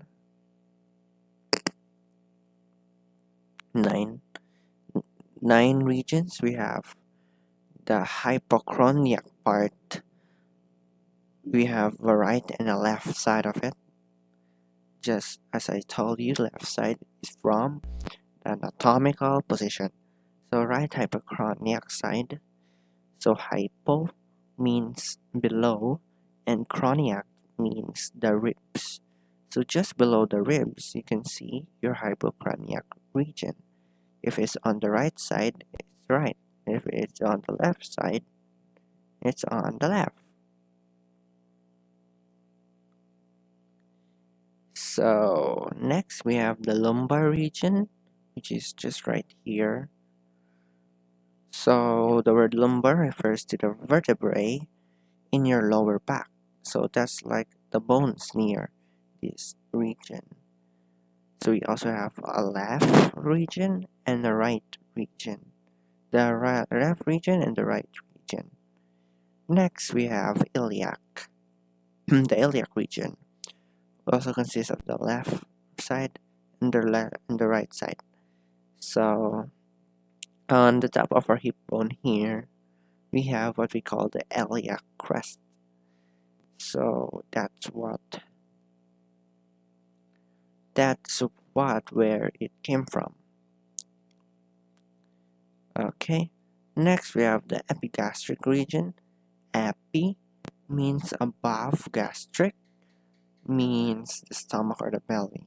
We have gastric acid in there. So that's why it's called epigastric, just above the stomach or above the belly. Next we have the umbilical region. So this is where the center of this might be the belly button.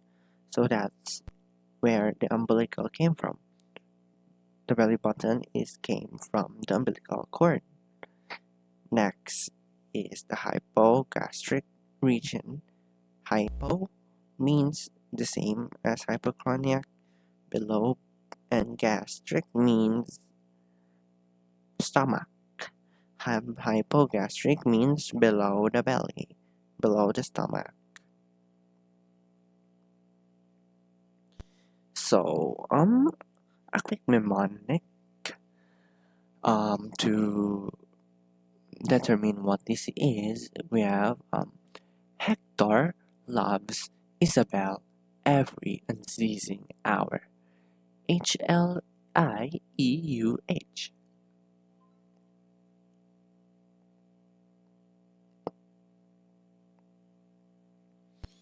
Yeah, so just like that.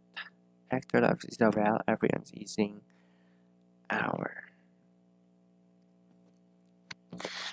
Means hypochronic, lumbar, iliac, epigastric, umbilical, hypogastric. Okay. Major parts of the 9 abdominal regions. So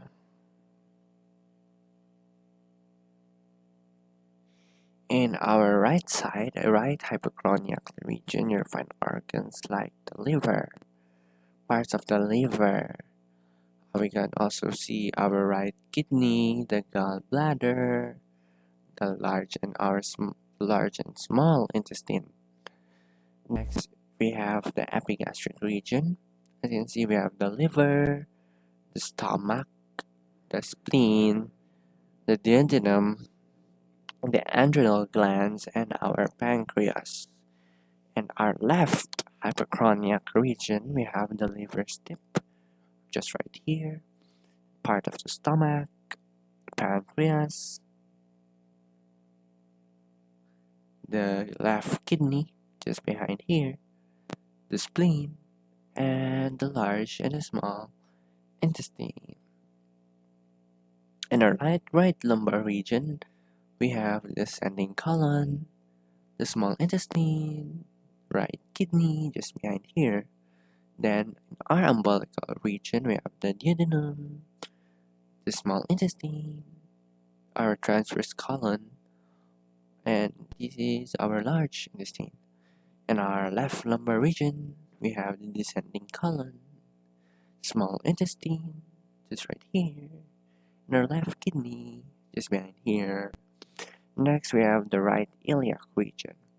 Yeah, you can see here our appendix, our cecum, our ascending colon, and small parts of our small intestine. In our hypogastric region, we can see our bladder, our sigmoid colon, our small intestine, a large part of it, and our reproductive organs just right here. left iliac region, we can see our sigmoid colon, descending colon, a small part of our small intestine. So that's it. Anatomical terminology, which is a lot. I hope you understand our topic today. Just, of course,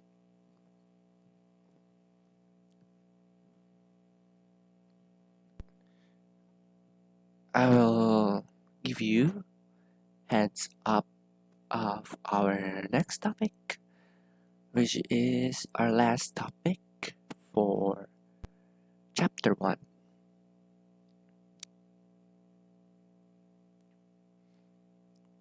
Our last topic on chapter 1 is section 1.7, um, which is medical imaging. As you can see, just right here, section 1.7. So, in that, we will talk about X-rays, CT scan, computed tomography. We also have we call the MRI, which is magnetic resonance imaging. We also have the PET, or the position emission tomography, and the ultrasonography. So that's it for our lesson. I'm not going to go back into our next slide because it's on, and I actually made a PPT. So that's it. That's a lot. It took us nearly an hour to get most of it. So I hope you learned something. Lots of terms. You can take notes. Take notes if you want to.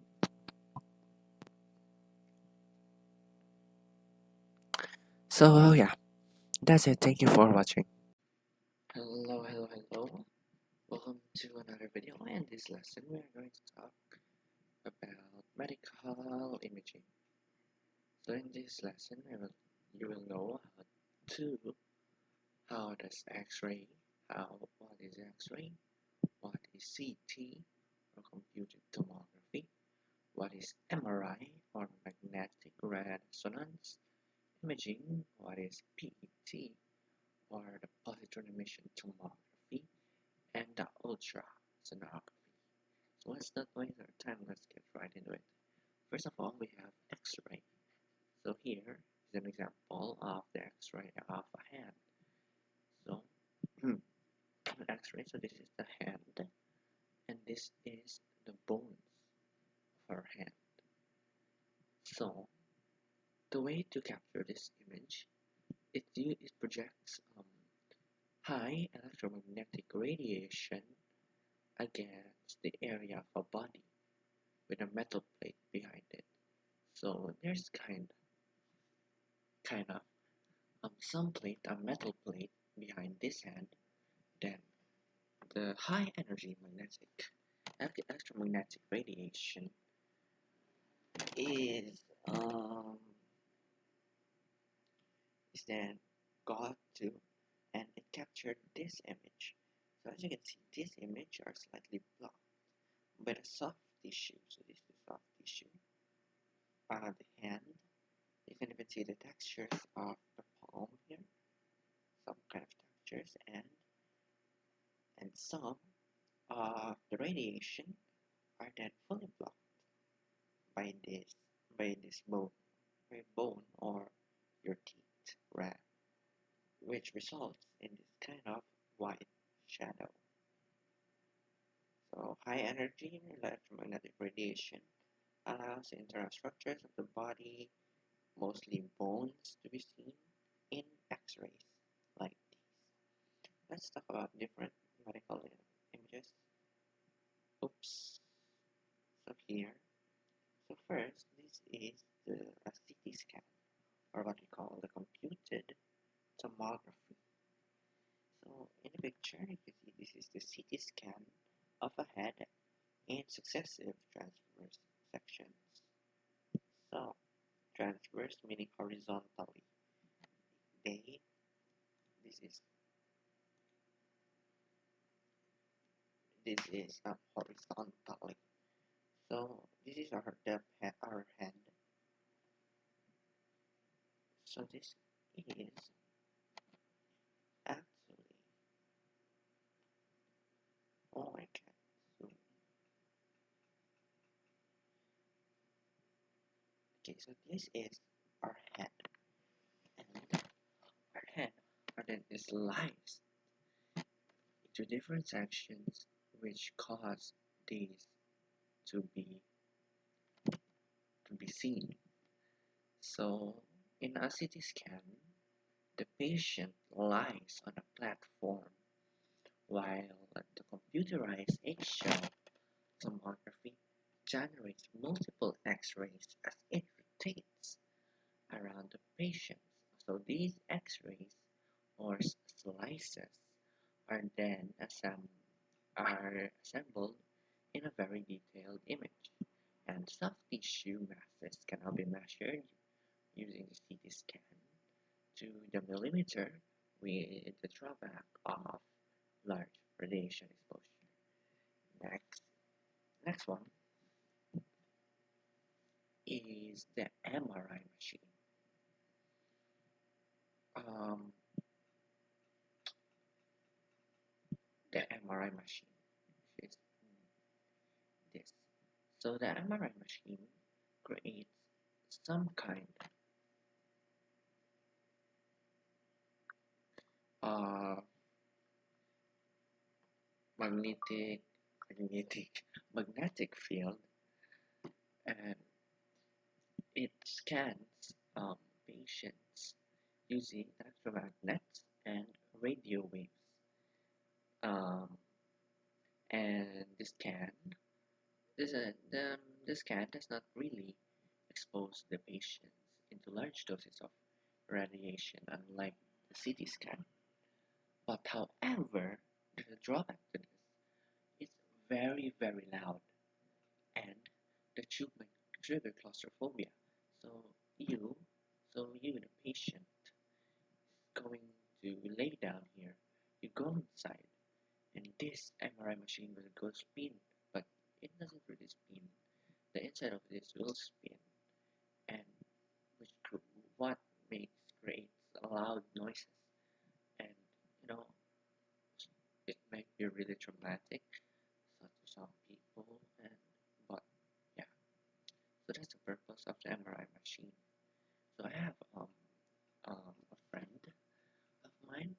He uses, he got into the MRI machine or the magnetic resonance image, and um, mm, and she doesn't really know because I think she has symptoms. So the doctor told her to you take an MRI, and unfortunately, she the MRI machine detected a brain tumor on her, which is kind of sad to know. But yeah, he got she got, and now at least it got um it got really it got really it got really no it got really it was still very small, so it's nice to know that he got informed really really early, as if he got into that MRI machine. really late because it might actually cause troubles. So here, that's why I'm stuttering because I'm searching for an image result of what an MRI machine looks like. So this is um, a result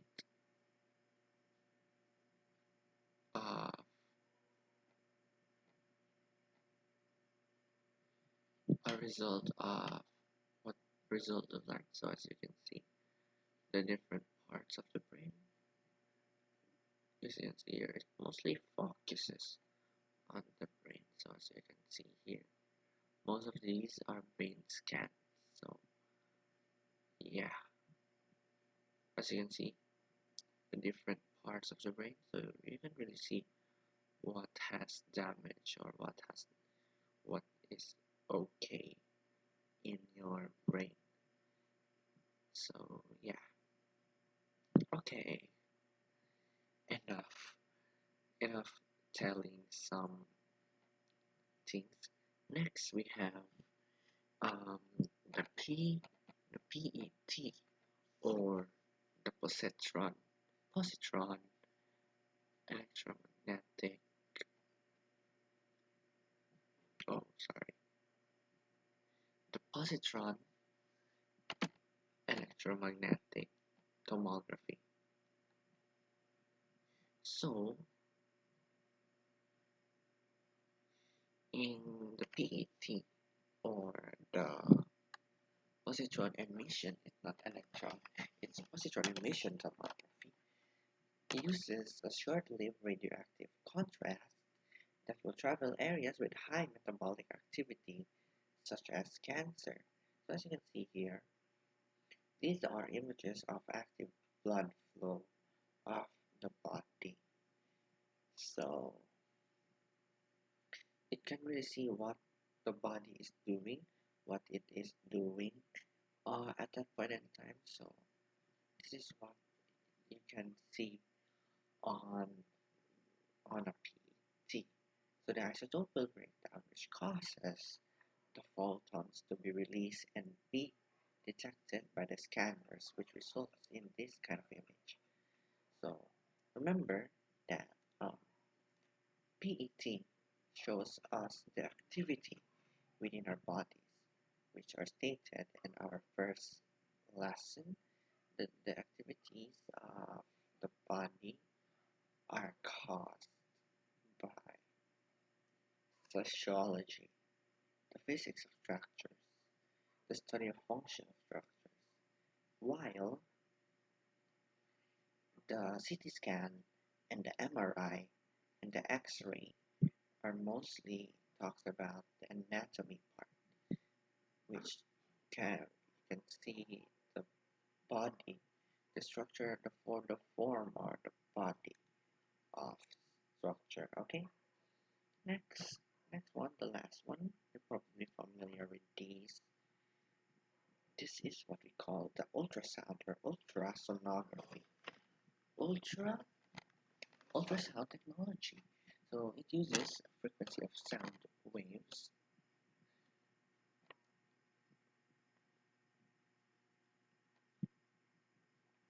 It uses sound waves of instead of dangerous radioactive waves. So this is the least invasive imaging technique, and ultrasound is commonly used to monitor pregnancy. So by the sound of it, ultrasound, it uses sound waves to generate an image. So this is not really deadly. So since we have ended chapter, let's review the lesson objectives or the chapter objectives in this. So we know what is anatomy and physiology, and we identified the several branches of each. Then we describe the structure of the body for the simplest to most complex. So that's the body organization from molecule level to organismal level. We talk about that in section 1.2. Next, we identify the functional characteristics of human life. So we talk about that in section 3. So I recommend watching it. Then we identify the 4 requirements for human survival. What does the human survival need? We talk about that in section 1.4. And we also defined homeostasis. And why homeostasis is important. We also this is a very long topic, talk about anatomical terminology, and we identify the body regions, the different directions, the structures, the quadrants, the abdominal quadrants, so I recommend watching that. And we also compare and contrast at least 4, but we got compare and contrast 5, which is in this video, medical images, and what are their functions and what do they use in imaging. So that's it for section 1.7, and I'll see you in chapter 2, and I'm excited to see all of you in there. Thank you for watching.